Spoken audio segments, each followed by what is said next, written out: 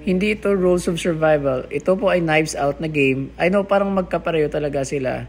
Almost the same style at game mechanics at ang customizability ng characters.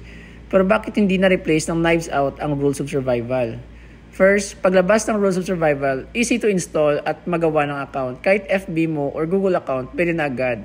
And it was one of the first Battle Royale na game na free at kaya ng mga low-end na PC. Ang problema sa Knives Out, kung mag-search ka Knives Out sa Google, lalabas ang movie na Knives Out.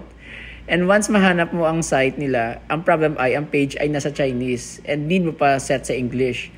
And also, ang installation process in Chinese pa. At ang map sa game, Chinese. Pero ang game menu and setting once na open mo na ay nasa English. So, and second, ang Battle Royale na genre, slowly dying na. PUBG and Fortnite sa PC, hindi na ganyan kasikat. More sa mobile, naglalaro ang mga tao ng Battle Royale, especially sa PUBG at COD M.